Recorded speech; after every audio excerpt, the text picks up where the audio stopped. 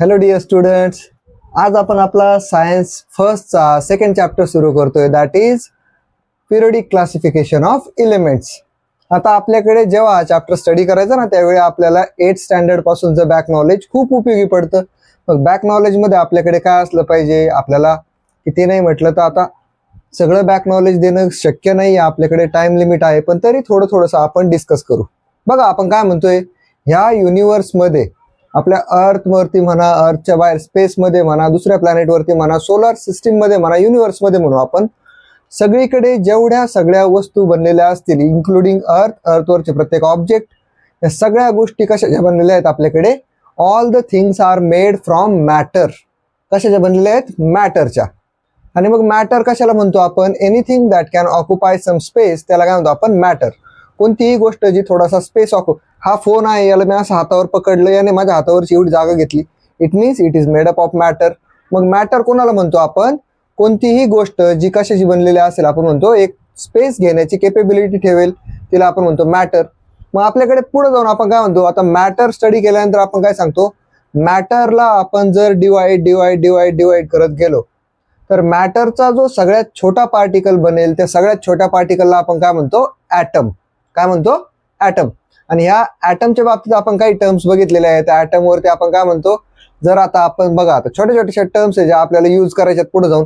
मग आपण काय सांगतोय, मॅटर कशाला म्हणतो आपण? सगळ्यात पहिलं मॅटर कशाला म्हणतो आपण? Matter is anything that can occupy some space. Matter कशाला म्हणतो आपण? Anything that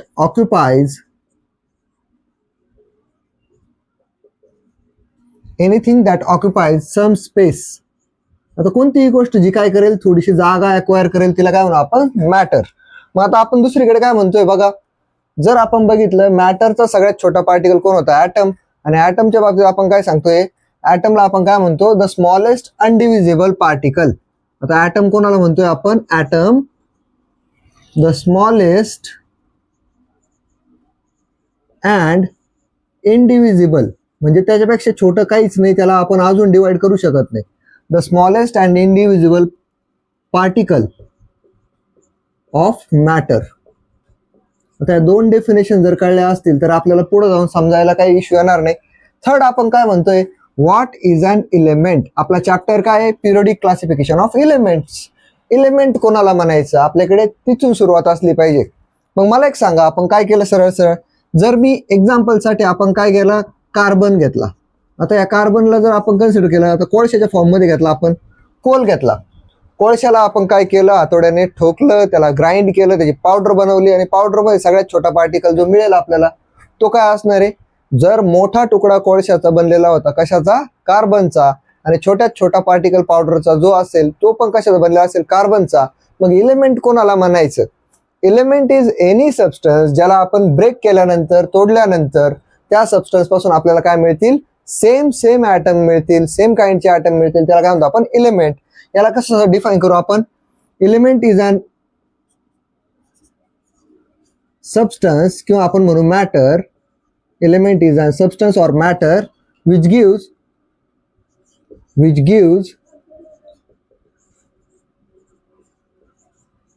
same atoms after dividing it. जर आपण एखाद्या एलिमेंटला डिवाइड केलं, छोट्या पीसेसमध्ये ब्रेक केलं, ब्रेकिंग इट म्हणू आपण, तर त्याच्यापासून मिळणार काय आहे? सगळे ॲटम कसे मिळतील? सेम मिळतील, त्याला काय म्हणतो आपण? एलिमेंट. मग आता ॲटम पर्यंत जर आलोय आपण, तर आपल्याला आता बेसिक टर्म ॲटमच्या माहीत पाहिजे. सगळ्यात पहिलं, ॲटमच्या सेंटरला कोण असतो? आपल्याकडे न्यूक्लियस. याच्यामध्ये कोण असतो? आपल्याकडे न्यूट्रॉन प्लस प्रोटॉन. इथपर्यंत क्लिअर आहे आपल्याला? मी म्हटलं होतं बॅक नॉलेज खूप उपयोगी पडणार आहे. दुसरीकडे आपण काय सांगतो, ॲटमच्या बाहेर ज्या असतात त्यांना काय म्हणतो आपण? These are shells. यांना आपण काय म्हणतो? शेल. किंवा यांना अजून एक शब्द वापरला जातो, ऑर्बिट पण म्हणतात, नाही का? आपण जर इथं शेल दाखवल्या, तर 2 शेल दाखवल्या आपण. शेलचे नाव पण माहिती आपल्याला. काय म्हणतो आपण? सगळ्यात पहिली असेल तिला काय म्हणतो आपण? के शेल. दुसरी असेल ती कोण आहे? L shell. 3 नंबरला जर बाहेरून इथं असते तर कोण असती? M shell. आणि चौथी कोण असते आपल्याकडे? N shell. या शेलमध्ये आपल्याला इलेक्ट्रॉन कॅपॅसिटी काढायचा फॉर्म्युला पण माहिती आहे. काय काय वापरतो आपण? इलेक्ट्रॉनचा नंबर जर काढायचा असेल तर कसा काढतो आपण? 2n². n कोण इथं आपल्याकडे? Number of shell. के चा नंबर असतो 1. मग के ची जर कॅपॅसिटी काढायची ठरली तर आपण काय करणार? 2 × के च्या जागेवर कोण येईल? आपला n च्या जागी 1 येईल. 1चा स्क्वेअर दॅट इज 2. सेम आपण एल च्या बाबतीत, एम च्या बाबतीत, एन च्या बाबतीत जर काढलं तर बघा आपण डायरेक्ट इलेक्ट्रॉन कॅपॅसिटी पण लिहू. हिचा नंबर आहे 2, 3 आणि 4. 1चा स्क्वेअर जर मल्टिप्लाय केला 2 ला तर किती येईल आपल्याकडे? 2. हिचं किती येईल? 2 × 2 चा स्क्वेअर. 2 × 2 चा स्क्वेअर म्हणजे 2 × 4 दॅट इज 8 येईल आपल्याकडे. इथं जर आपण 3 घेतला यांच्या जागी 2 × 3 स्क्वेअर म्हणजे किती येईल आपल्याकडे? 3 स्क्वेअर 9 × 2 दॅट इज 18. आणि 4 च्या बाबतीत काय येईल आपल्याकडे? 32. तर हे असतील आपल्याकडे इलेक्ट्रॉन नंबर. तर हे सगळं जर माहित असेल तर आता आपण छोटे छोटे टर्म डिस्कस करू. बघा एका ऍटमच्या रिलेटेड. ऍटमच्या सेंटरला आपल्याकडे न्यूट्रॉन आणि प्रोटॉन. दुसरीकडे आपण काय सांगतो? ऍटमच्या बाहेर आहे आपल्याकडे शेल्स. आणि शेलमध्ये कोण असतात आपल्याकडे? इलेक्ट्रॉन्स. शेलमध्ये कोण आहेत आपल्याकडे? इलेक्ट्रॉन. सपोज आपण जर बघितलं आता आपण इथं सपोज हा कार्बन ॲटम आहे आपल्याकडे 6 ॲटॉमिक नंबरवाला आहे का नाही. मग आता ॲटॉमिक नंबर आणि ॲटॉमिक मास याच्यात कन्फ्यूज नाही व्हायचं. ॲटॉमिक नंबर आणि ॲटॉमिक मास हे शब्द खूप वेळा येणार आहेत चॅप्टरमध्ये, म्हणून आपण बेसिक घेतोय आधी. ॲटॉमिक नंबर कोणाला म्हणायचं बरं? मला सांगा. ॲटॉमिक नंबर कोणाला म्हणायचं? ॲटॉमिक नंबर त्याला आपण कशाने दाखवतो बरं? ॲटॉमिक नंबरला आपण दाखवतो कशाने? ए ने दाखवतो, बरोबर. Atomic number is denoted by A. त्याची गरज नाही आपल्याला. ॲटॉमिक नंबर म्हणजे नेमकं काय? Atomic number is the number of proton or electron. मग आता बघा जेवढे प्रोटॉन असतील तेवढेच इलेक्ट्रॉन असतात ॲटम मध्ये. मग याच्यामध्ये जर बघितलं 6 इलेक्ट्रॉन आहे म्हणजेच किती असतील? 6 प्रोटॉन. मग आपण काय म्हणू शकतो? ॲटॉमिक नंबर कोण असतो? Number of proton or electron. Proton किंवा इलेक्ट्रॉनचा जो नंबर असेल तोच काय असतो आपल्याकडे? Atomic number. किती प्रोटॉन आहेत, किती इलेक्ट्रॉन आहेत त्याला आपण म्हणू ॲटॉमिक नंबर. ॲटॉमिक मास कुणाला म्हणायचं बरं? ॲटॉमिक मास कुणाला म्हणायचं? ज्यावेळी तुमच्याकडे न्यूक्लियसच्या आतमध्ये असणारे प्रोटॉन आणि न्यूट्रॉन या दोघांची सम केली जाते त्यांच्या सम टोटलला आपण काय म्हणतो? Atomic mass. त्याला आपण झेड ने दाखवतो. मग आपण काय म्हणू? ॲटॉमिक मास काय आहे? Number of protons plus neutrons. आता आपल्याला हे तर माहिती आहे प्रोटॉन वरती काय असतो? Positive charge. इलेक्ट्रॉन वरती काय असतो? Negative charge. आणि आपल्या न्यूट्रॉन वरती काय असतो? न्यूट्रल असतो. त्याच्यावरती कोणताही चार्ज नसतो. तर या सगळ्या जर बेसिक टर्म कळल्या असतील तर आता आपल्याकडे काय येतंय? ऍक्च्युअल चॅप्टर स्टार्ट होईल आपला. पहिली जी कन्सेप्ट आहे चॅप्टरची ती असेल आपल्याकडे डोब्रायनर्स ट्रायड. आता खूप लोक डोबेरायनर म्हणतात. मला सांगा बरं तुमच्याकडे कोण असेल CONE? त्याला कोणे वाचतो का आपण? सिमिलरली डोब्रायनरचं नाव डोबेरायनर वाचणं चुकीचं आहे. आपण काय सांगतो? डोब्रायनर्स ट्रायड. मग तो टॉपिक आपल्याला बघायचा आहे. त्यापूर्वी आपण एकदा या सगळ्या कन्सेप्टला ओव्हरलुक करून घेऊ. बघून घ्या, स्क्रीनशॉट घ्या. Okay, now moving to the first concept of our chapter, that is Dobryner's triads. कशाला म्हणायचं ट्रायड? कोण होता डोब्रायनर? आपल्याला तिथून सुरू करायचं आता. मग डोब्रायनरने त्याच्या ट्रायडचा रूल दिला. काय असतं ट्रायड? कसा रूल आहे? काय फॉलो केलं जातं त्याच्यामध्ये? ते सगळ्या कन्सेप्ट आपल्याला बघायच्यात. मग आता बघा आपण काय सांगतोय सरळ सरळ. एक जर्मन सायंटिस्ट होता. आपल्याकडे कन्सेप्ट असेल डोब्रायनर्स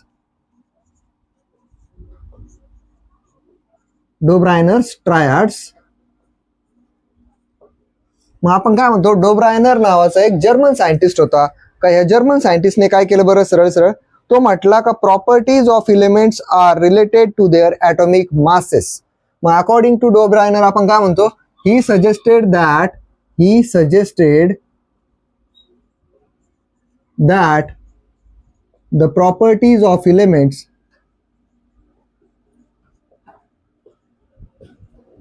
he suggested that the properties of elements. मग एलिमेंटच्या जेवढ्या प्रॉपर्टी असतील, आता कोणकोणत्या प्रॉपर्टी असतात ते आपण बघू पुढं. Are related to there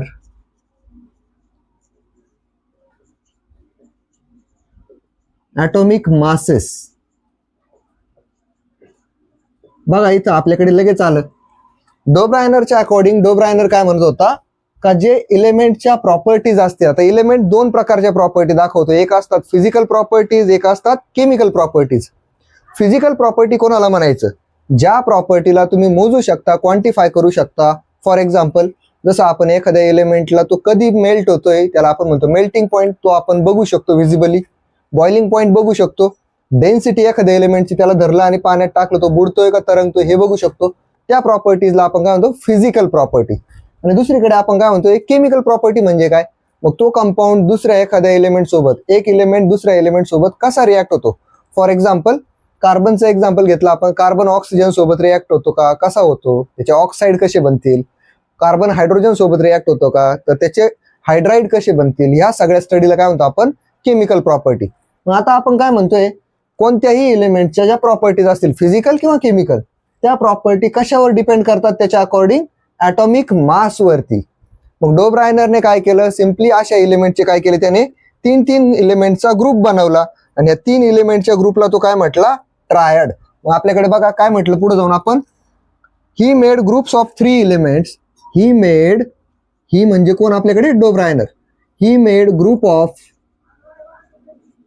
3 elements. त्याने काय केलं? या 3 एलिमेंटचे ग्रुप बनवले. आता पहिली गोष्ट आपल्याला काय म्हटलं आपण? या ॲटॉमिक मासेस वरती डिपेंड करणारे म्हटल्यानंतर आपण काय सांगतोय? Having similar chemical properties. Having similar chemical properties. बघा आपल्याकडे वर्ड आले केमिकल प्रॉपर्टी. मी आधीच सांगितलं तुम्हाला केमिकल प्रॉपर्टी आणि फिजिकल प्रॉपर्टी काय असतात ते. Having similar chemical properties. त्याने सेम केमिकल प्रॉपर्टी असणाऱ्या 3 एलिमेंटचा ग्रुप बनवला and called them as triad.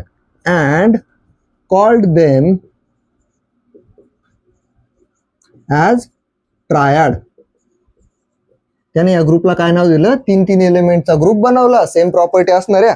Same कोणत्या प्रॉपर्टी बघितली त्याने? Chemical property. आणि या 3 एलिमेंटचा त्याने ग्रुप बनवला, त्या ग्रुपला त्याने काय नाव दिलं? ट्रायड.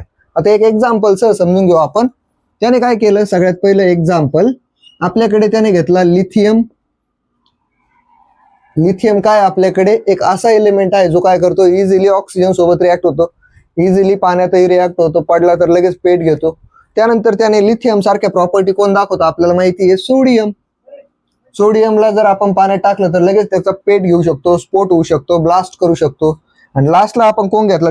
त्याच्यासारखाच प्रॉपर्टी दाखवणारा पोटॅशियम.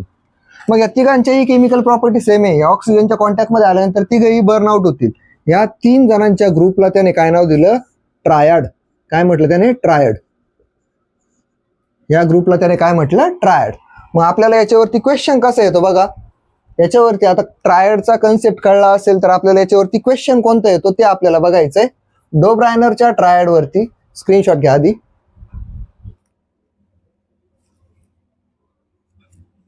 मग आपल्याला डोब्रायनरच्या ट्रायड वरती क्वेश्चन कसा येतो बघा. आपल्याला सिम्पली क्वेश्चनच्या बाबतीत कन्फ्युज नाही राहायचं. आपला टॉपिक झाल्या आपण त्याचा क्वेश्चन कसा येऊ शकतो, फॉर्मॅट काय असेल ते पण डिस्कस करतो.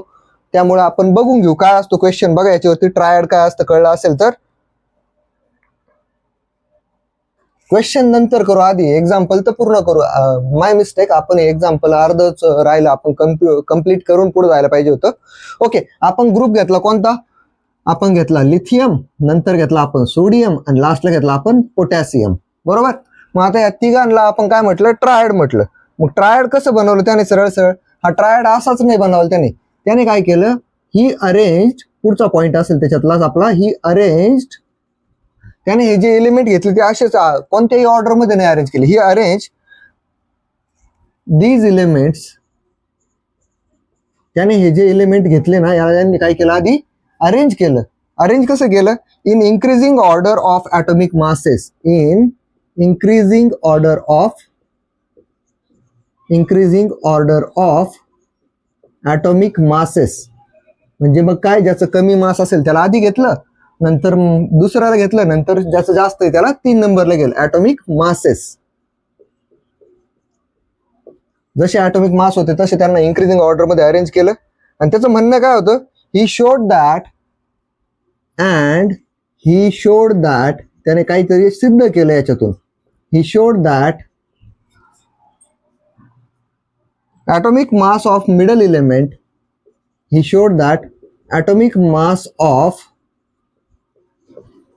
element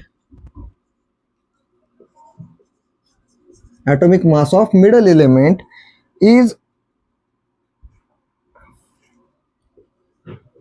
was approximately equal to, he showed that atomic mass of the middle element was approximately equal to the mean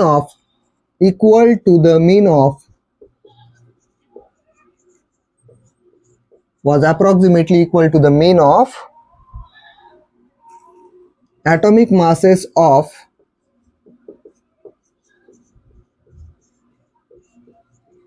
other two elements. आता हे सेंटेन्स आपण समजून घेऊ. हा डोब्रायनरचा काय ट्रायडचा रूल आहे. ह्या रूलच्या अकॉर्डिंग आपण काय सांगतोय, डोब्रायनरने काय केलं, वेगवेगळे एलिमेंट घेतले, 3 एलिमेंट घेतले ज्यांचे काय म्हणतो आपण केमिकल प्रॉपर्टी सेम असेल. या 3 एलिमेंटला त्याने काय केलं, increasing order of atomic masses नुसार अरेंज केलं. आणि त्याचं म्हणणं काय होतं, बेसिकली तो असं म्हणतोय का जो मिडल एलिमेंट आहे त्या मिडल एलिमेंटचं जे काही ॲटॉमिक मास असेल ते ॲटॉमिक मास किती असलं पाहिजे, साईडच्या दोन्ही एलिमेंटच्या मीन इतका असलं पाहिजे. आता मीन कशाला म्हणतो आपण, 2 एलिमेंट आपल्याकडे, दोघांच्या ॲटॉमिक मासची सम डिवायडेड बाय 2. जर आपण असं केलं तर आपलं ॲटॉमिक मास किती यायला पाहिजे, मधल्या एलिमेंटच्या बरोबर यायला पाहिजे. त्याला तो काय म्हणतोय, डोब्रायनर्स ट्रायड. मग आता आपण याला बघू बरं प्रॅक्टिकली. बघा, लिथियमचा ॲटॉमिक मास किती आपल्याकडे, लिथियम हॅज ॲटॉमिक मास 6.9. सोडियमचा ॲटॉमिक मास आहे आपल्याकडे 23. आणि लास्टला आपण काय म्हणू, पोटॅशियमचा ॲटॉमिक मास आहे आपल्याकडे 39.1. मग आता आपल्याकडे बघा बरं, आपला रूल काय सांगतो, डोब्रायनर ट्रायड रूल काय सांगतो आपल्याला, का मधल्याचं जे ॲटॉमिक मास असेल ते किती असलं पाहिजे, साईडच्या दोघांच्या मीन इतकं. मग आपण जर बघितलं तर आपण करून बघू. ऍक्च्युअल 6.9 प्लस 39.1 डिवायडेड बाय 2, हे काय आलं आपल्याकडे, साईडच्या दोघांच्या ॲटॉमिक मासेसचा मीन. जर याला आपण केलं तर काय येईल आपल्याकडे, 9 and 1 होईल आपल्याकडे. 1 प्लस आपण काय म्हणू 39 40 आणि हे किती होतील 46 डिवायडेड बाय 2. आणि जर आपण याचं कॅल्क्युलेशन केलं 23 2s are 46. म्हणजे आपल्याकडे बघा बरं, इथं आला आपला 23, मधल्याचं मास किती आपलं 23, इक्वल आला. याचा अर्थ काय म्हणतो आपण, this group of element is a Dobereiner's triad.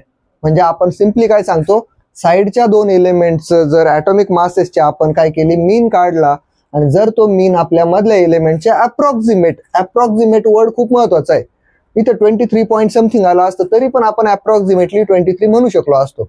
मग असं जर असेल, मधल्याच्या आपल्या ॲटॉमिक मास इतकं जर साईडच्यांचा मीन असेल तर त्याला आपण काय म्हणतो, डोब्रायनर्स ट्रायड. तर या पद्धतीने आपल्याकडे डोब्रायनरच्या ट्रायडची कन्सेप्ट असेल. हे एक्झाम्पल आणि हा डोब्रायनरचा ट्रायडचा जो रूल आहे तो आपल्यासाठी महत्वाचा असेल. याचा स्क्रीनशॉट घ्या प्लीज.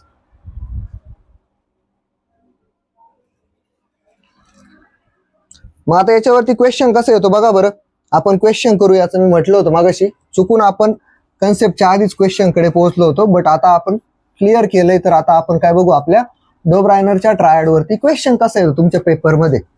तुम्हाला आता जे युनिट टेस्ट येतील, सेमिस्टर येतील, त्यामध्ये आपल्याला हा क्वेश्चन येतोच, किंवा आपल्याला इव्हन दो बोर्डमध्ये पण ट्रायड ओळखायला क्वेश्चन येऊ शकतो. बघा बरं काय क्वेश्चन आपल्याकडे, आयडेंटिफाय डोब्रायनर्स ट्रायड. क्वेश्चन आहे आपल्याकडे, question identify Dobryner's triad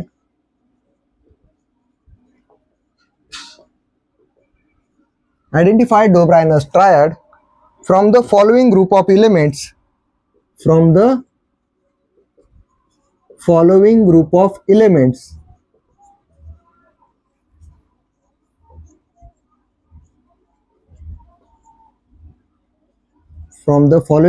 elements having similar chemical properties. Having similar chemical properties.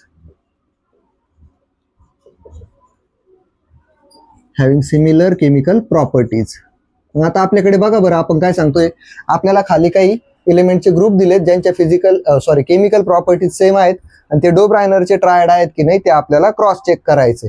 मग सगळ्यात पहिला ग्रुप दिला आपल्याला त्यांनी, first one that is magnesium दिलाय आपल्याला. त्याचा ॲटॉमिक मास पण सोबत दिलेलं आहे 24.3. दुसरा एलिमेंट दिला आपल्याला कॅल्शियम 40.1. आणि थर्ड जो एलिमेंट दिला आपल्याला तो आहे सेल्युरियम. तो किती दिला आपल्याला 87.6.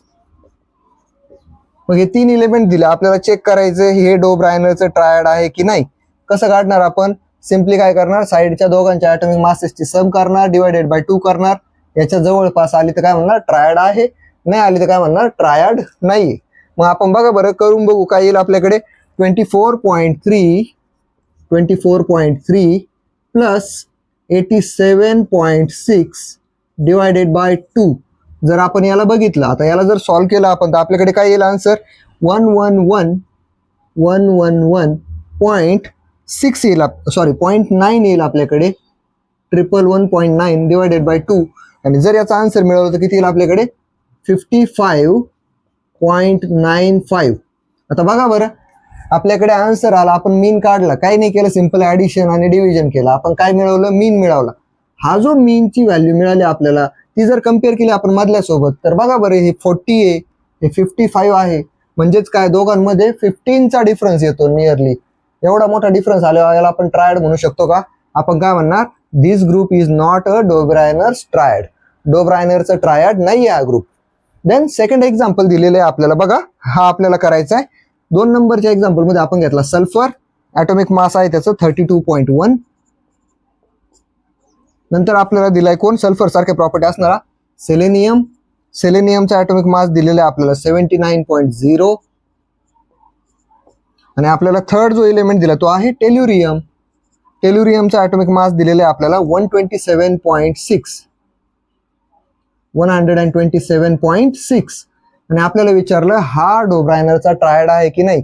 सिम्पली काय करणार आपण, साईडच्या दोघांची सम करा, 32.1 प्लस 27.6 डिवायडेड बाय 2 करा.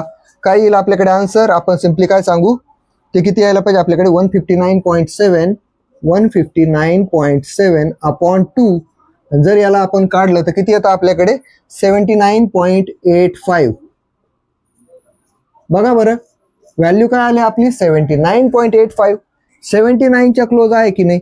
मग जर 79च्या क्लोज असेल तर आपण याच्या खाली काय म्हणणार, the given group of element is a Dobereiner's triad. एवढं सिंपल असेल. आणि आता एक थर्ड एक्झाम्पल असेल, याला तुम्ही सॉल्व्ह करायचंय. थर्ड जे एक्झाम्पल मी देईल आणि ते थर्ड एक्झाम्पल डोब्रायनर ट्रायड आहे की नाही हे मला कमेंट मधून कळवायचंय. बिकॉज तुमच्याकडे मी बघतोय बरेचसे मुलं काय करतायत, व्हिडिओ बघतात पण व्हिडिओवरती लाईक पण नाही करत आणि कमेंट पण नाही करत. यापेक्षा चांगला टाइम काय असेल, थर्ड एक्झाम्पल आपल्याकडे डोब्रायनर ट्रायड आहे की नाही तेवढं कमेंट मधून नक्की कळवायचं. एक्झाम्पल देतोय मी तुम्हाला. एक्झाम्पल असेल आपल्याकडे बेरिलियम, त्याचा ॲटॉमिक मास आहे आपल्याकडे 9.0. नेक्स्ट आपल्याकडे आहे मॅग्नेशियम. मॅग्नेशियमचा ॲटॉमिक मास आहे आपल्याकडे 24.3. आणि आपल्याकडे थर्ड जो एलिमेंट आहे तो आहे कॅल्शियम. कॅल्शियमचा ॲटॉमिक मास आहे आपल्याकडे 40.1. तर या पद्धतीने आपला हा थर्ड ट्रायड असेल. हा डोब्रायनर ट्रायड आहे की नाही हे मला कमेंटमध्ये 100% कळवायचंय. व्हिडिओ बघणाऱ्यांनी याला स्किप करू नका. हा ट्रायड आहे की नाही हे नक्की कळवायचे. काही नाही करायचं, दोघांची सम करायची, डिवायडेड बाय 2 करायचं, याच्याशी कम्पेअर करायचं. जर इक्वल किंवा जवळपास असेल तर काय असेल, डोब्रायनर ट्रायड आहे किंवा नाही. कमेंटमध्ये फक्त येस इट इज किंवा येस इट इज नॉट असं सांगा, तरी कळेल आपल्याला.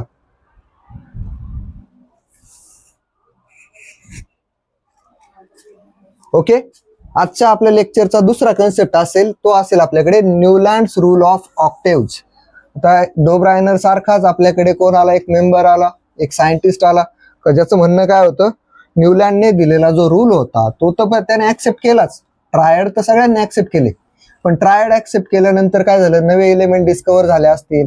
जसं तुम्हाला माहित पाहिजे, डोब्रायनरने ज्यावेळी ट्रायड बनवले त्यावेळी 50 एलिमेंट्स नोन होते. त्यानंतर आपल्याकडे आला न्यूलँड. न्यूलँडने ज्यावेळी त्याचे काय आपण म्हणू ऑक्टेव्हचा रूल दिला त्यावेळी काय होतं, 56 एलिमेंट डिस्कवर झाले होते. नंतर आला आपल्याकडे मेंडेलिव्ह. मेंडेलिव्हच्या काळात 63 एलिमेंट डिस्कवर झाले होते. आणि नंतर आपल्याकडे जेव्हा आपण काय म्हणतो मॉडर्न पिरियडिक टेबल आला, मोजलेने ज्यावेळी मॉडर्न पिरियडिक टेबल बनवला त्यावेळी काय होतं, 118 एलिमेंट्स आपल्याकडे आतापर्यंत आहेत. आता आपण बघू, आपला पुढचा टॉपिक असेल न्यूलँड्स लॉ ऑफ ऑक्टेव्ज. आजचा लेक्चरचा सेकंड टॉपिक असेल न्यूलँड्स लॉ ऑफ ऑक्टेव्ज. मग आता न्यूलँडचा लॉ काय सांगतोय आपल्याला, when the elements are arranged in the increasing order of atomic masses. यांनी पण काय केलं, when the elements are arranged, when the elements are arranged, सोबत लिहिल्याने बघा किती प्रॅक्टिस होते, रायटिंगची पण प्रॅक्टिस होऊन जाते. हेच जर आपण एखाद्या अॅनिमेशनच्या माध्यमातून दाखवत असतो तर कमी वेळात जास्त टॉपिक घेतले असते, पण ते तात्पुरत्या रूपातच लक्षात राहतात, ते पूर्ण टाइम लक्षात राहत नाही. जेव्हा तुम्ही एखादी गोष्ट स्वतः लिहून आठवून ट्राय करताना त्यावेळी ती जास्त लक्षात राहते. मग आपण काय म्हटलं, when the elements are arrange in an increasing order of their, when the elements are arranged in the increasing order, याने पण बेसिस तेच पकडलं, काय एलिमेंटला इंक्रीजिंग ऑर्डर मध्ये अरेंज केलं, कशाच्या, त्यांच्या ॲटॉमिक मासच्या, of their atomic masses. Atomic masses नुसार एलिमेंट काय केले, इंक्रीजिंग ऑर्डर मध्ये अरेंज केले. तर काय म्हणतोय तो, the properties of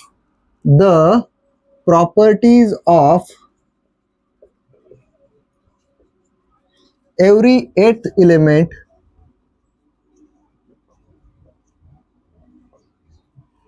the properties of every eighth element are similar to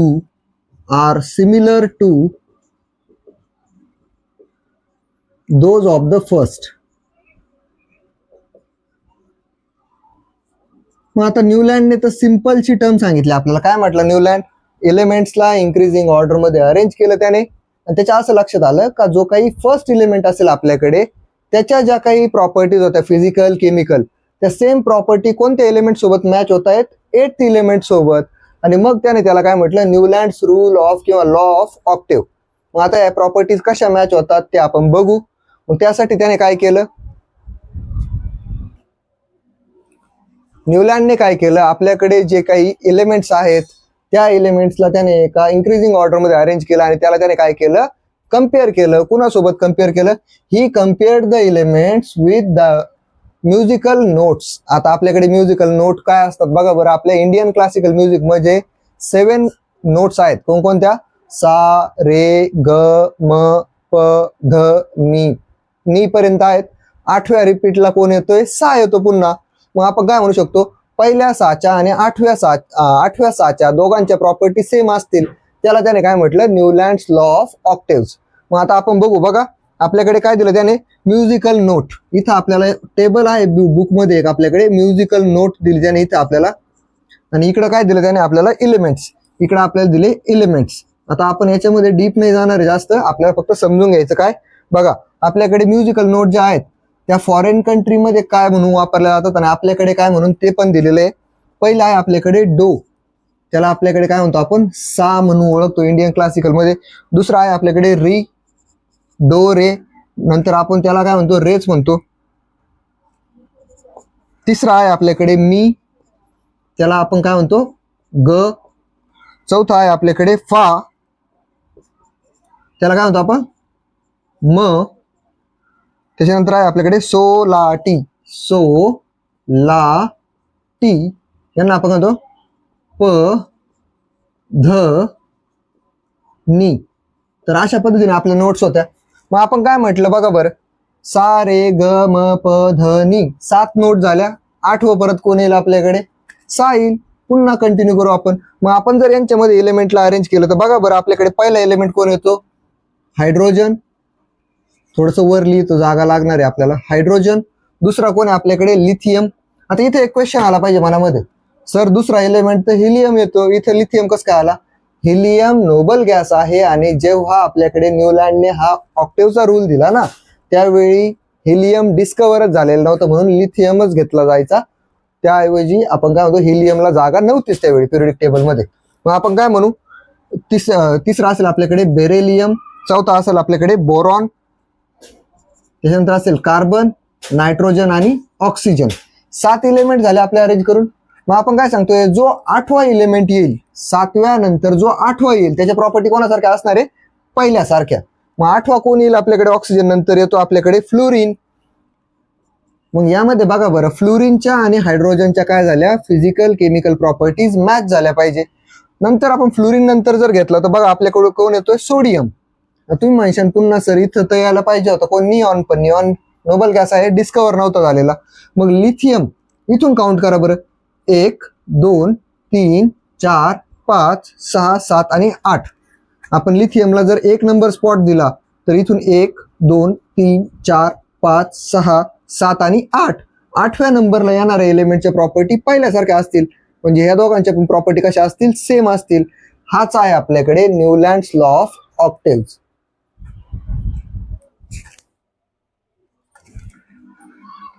मग पुढे जाऊन जर आपण हा टेबल पुन्हा अरेंज करत बसलो तर काय येईल आपल्याकडे, सोडियम नंतर येतो आपल्याकडे मॅग्नेशियम, बोरॉन सोबत सेम प्रॉपर्टी कोण दाखवेल आपला ॲल्युमिनियम. नंतर आपण जर बघितलं कार्बन सारख्या प्रॉपर्टी कोण दाखवेल सिलिकॉन. नंतर आपण काय सांगतोय नायट्रोजन सारख्या प्रॉपर्टी कोण दाखवेल फॉस्फरस. आणि ऑक्सिजन सारख्या प्रॉपर्टी कोण दाखवेल सल्फर. तर या पद्धतीने बघा, जर आपण याला 1 नंबर म्हटलं तर 1 2 3 4 5 6 7 8. पहिला आणि 8वा एलिमेंटच्या प्रॉपर्टी कशा असतील, सेम असतील. यालाच आपण काय म्हणतो, न्यूलँड्स लॉ ऑफ ऑक्टेव्स. मग आता बघा बरं, आपण किती नाही म्हटलं तर काय सांगतोय आपण, न्यूलँड कम्पेअर्ड. न्यूलँडने काय केलं, आता त्याला लॉ मिळाला तिथपर्यंत आपण काय म्हणतो, हे तर फक्त लॉ समजून घेण्यासाठी होतं आपल्याकडे. लॉ पुढे प्रोग्रेस करतो तेव्हा काय म्हणतोय आपण, बघा बरं. न्यूलँडचा जो काही लॉ आहे तो जर आपल्याला फक्त इथं समजला असेल एक्झाम्पल्स, तर आपण पुढे जाऊ त्याच्यामध्ये. तो काय सांगतोय आपल्याला, Newland compared the similarity with the octave in music. त्याने म्युझिकच्या ऑक्टेव्ह सोबत, आता लिहायचा पार्ट नाही, याला आपण स्किप करू, आपण समजून घेण्याचा पार्ट म्हणून वापरलं. आणि आपण काय सांगतोय सरळ सरळ, he called the similarity observed in the 8th and the first element as a law of octave. आपण असं म्हणू शकतो, the similarities between first and 8th element they are called as law of octave. तर या पद्धतीने आपल्याकडे न्यूलँडचा law होता ऑक्टेव्हचा. आता बघा बरं, आपण काय सांगतोय, हा लॉ एवढा चांगला लॉ त्याने दिला, पण शेवटी किती नाही म्हटलं, ऑब्जेक्शन घेणारे लोक असतात. जसं आपण डार्विन लॅमार्कच्या थेअरीमध्ये बघितलं, लॅमार्कच्या थेअरीला ऑब्जेक्शन आले, डार्विनच्या पण. तसंच न्यूलँडच्या लॉ ऑफ ऑक्टेव्हला पण काही लिमिटेशन आले, काही ऑब्जेक्शन आले. तर ते आपल्याला बघायचे. आजच्या लेक्चरचा शेवटचा टॉपिक असेल ऑब्जेक्शन, किंवा त्याला आपण काय म्हणतो limitations to the Newlands law of octave. याला काय काय लिमिटेशन फेस करावे लागले ते आपण बघतोय. मग आता लिमिटेशन काय काय आले बघा या लॉसाठी. हा लॉ एवढा चांगला लॉ होता, पण तो काही कारणांमुळे आपण काय म्हणू फेल झाला असेल. तर तो कसा फेल झाला ते बघू आपण. बघा आपण काय सांगतो, पहिलंच आपल्याकडे काय आलं, न्यूलँड्स लॉ. आपण याला काय म्हणतोय, limitations to the Newlands law of octave. Limitation किंवा त्याला काय म्हणतो आपण, लिमिटेशनला अजून एक शब्द काय वापरता येऊ शकतो आपल्याला, ऑब्जेक्शन पण म्हणू शकतो आपण, किंवा अजून काय म्हणू शकतो, डीमेरिट्स पण म्हणू शकतो. डीमेरिट्स. लिमिटेशन किंवा डीमेरिट मध्ये आपल्याकडे पहिलं काय येतंय, दिस लॉ वॉज ओनली ऍप्लिकेबल. हा लॉ फक्त ऍप्लिकेबल होता कुठपर्यंत, up to calcium.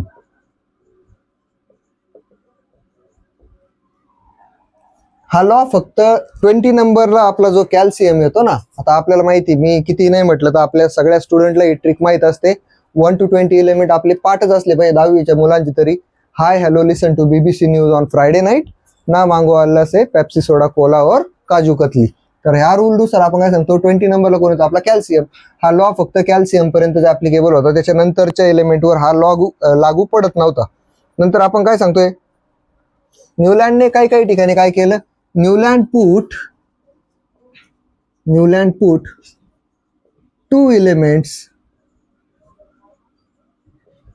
In the same boxes.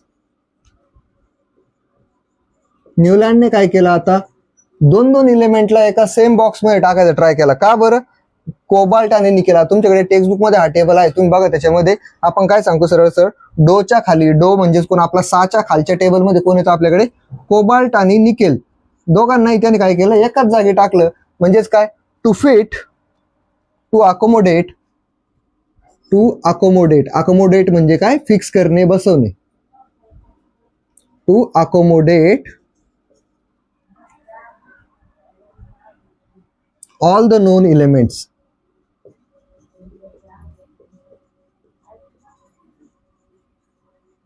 in box.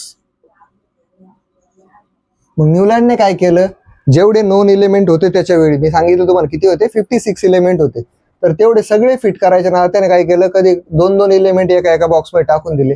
तर हे काय होतं, त्याचं लिमिटेशन आहे. असं नाही करता येत, प्रत्येक एलिमेंटला स्वतःचा बॉक्स पाहिजे, आणि जर नाही देता आला तर ते काय झालं, त्याचं लिमिटेशन. देन नेक्स्ट थर्ड जे लिमिटेशन आलं आपल्याकडे न्यूलँडच्या ऑक्टेव्ह लॉला, ते काय होतं आपल्याकडे, Newland place the metal cobalt and nickel under the do along with halogens. आता बघा बरं, हॅलोजन कोणाला म्हणतो आपण, जे हायड्रोजन, फ्लोरीन, क्लोरीन असेल ते, सॉरी क्लोरीन चुकून आलं, हायड्रोजन, फ्लोरीन सारखे जे गॅसेस आहेत ते काय आहेत आपल्याकडे बरं, त्यांना आपण हॅलोजन म्हणतो, आहे का नाही. मग न्यूलँडने काय केलं, कोबाल्ट आणि निकेल तर मेटल आहे, ही पुट कोबाल्ट अँड निकेल, दोघं कोण आहे, मेटल्स आहे, मेटल्स इन द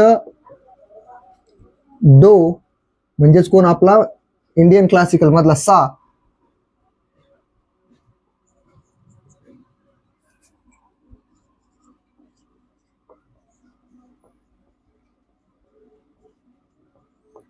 हे जे हायड्रोजन, फ्लोरीन वगैरे आहेत यांच्या खाली त्याने काय केलं, मेटलला ठेवलं. आता किती नाही म्हटलं, मेटल मेटल आहे, त्याच्या प्रॉपर्टी वेगळ्या आहेत. हे कोण आहेत, हॅलोजन्स आहेत, त्यांच्या प्रॉपर्टी वेगळ्या आहेत. वेगळ्या प्रॉपर्टी येणाऱ्यांना एकाच बॉक्समध्ये ठेवलं म्हणून काय झालं, ते पण त्याचं काय झालं, लिमिटेशन काउंट झालं. पुढं आपण जर बघितलं तर पुढचं लिमिटेशन काय येतं आपल्याकडे, जो काय आपल्याकडे आयन आहे, आयनच्या प्रॉपर्टी कोणासारख्या आहेत, आपण म्हणतो आयन शोज सिमिलॅरिटीज विथ. आता आयन शेवटी किती नाही म्हटलं, मेटल आहे, त्याच्या प्रॉपर्टी कोणासारख्या असणार आहे, मेटल सारख्या. Ion shows similarity with cobalt and nickel, but he put iron, that is Fe, below the sulfur and oxygen. आता आयन मेटल आहे आणि त्याला या सल्फर ऑक्सिजन कोण आहेत, नॉन मेटल. आयनला सल्फरला, सॉरी आयनला मेटलला नॉन मेटलच्या खाली ठेवणं ही काय होती, त्याची चूक होती. मग आपण काय सांगतो, हे एक त्याचं लिमिटेशन असेल. आणि एक लास्ट लिमिटेशन आहे, आधी याचा स्क्रीनशॉट घ्या.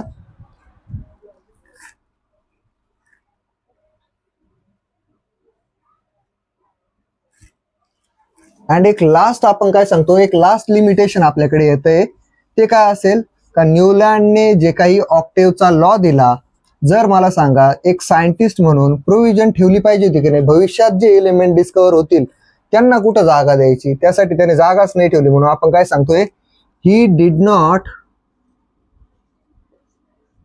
Made provision for newly discovered elements. Newly discovered elements म्हणजे याच्या टेबलमध्ये नव्या शोधलेल्या एलिमेंटसाठी जागाच नाही ठेवली, आणि नवे जे एलिमेंट शोधले जातील त्यांचं काय करायचं ना. मग अशा पद्धतीने आज बघा आपण काय काय बघितलं, आपण ह्या चॅप्टरसाठी लागणारे बेसिक्स बघितले सगळ्यात पहिले. नंतर आपण काय बघितलं ह्या चॅप्टरमध्ये, सगळ्यात पहिलं आपण बघितलं डोब्रायनर्स ट्रायड. डोब्रायनरचे ट्रायड काय सांगतात आपल्याला, एलिमेंटला जर इंक्रीजिंग ऑर्डरमध्ये जर अरेंज केलं, एलिमेंट कोणते घेतले, कोणते पण रॅन्डम घेतले का, ज्यांच्या केमिकल प्रॉपर्टी सेम असतील त्या एलिमेंट्सला आपण काय केलं, इंक्रीजिंग ऑर्डर ऑफ ॲटॉमिक मासेसमध्ये अरेंज केलं. आणि जर आपण त्यांच्या मधल्या एलिमेंटचा ॲटॉमिक मास साईडच्या दोन्ही एलिमेंटच्या जर आपण काय म्हणतो मीन इतकं येत असेल तर ते काय असतं, डोब्रायनर ट्रायड. त्यानंतर आपण बघितलं न्यूलँड लॉ ऑफ ऑक्टेव्ह. त्यात आपण काय सांगतोय, न्यूलँडने काय केलं, जेवढे आपल्याकडे सारे गम पध नि सा 8 सूर आहेत त्यांच्यासोबत याला कम्पेअर केलं एलिमेंटला, आणि तो काय म्हणतोय आपल्याला, पहिल्या एलिमेंटच्या आणि 8व्या एलिमेंटच्या प्रॉपर्टीज काय करतील, केमिकल प्रॉपर्टी मॅच करतील. त्याला त्याने काय म्हटलं, न्यूलँड्स लॉ ऑफ ऑक्टेव्ह. त्याचे काही लिमिटेशन्स पण आले, ते पण आपण बघितले. तर अशा पद्धतीने आपलं आजचं लेक्चर असेल.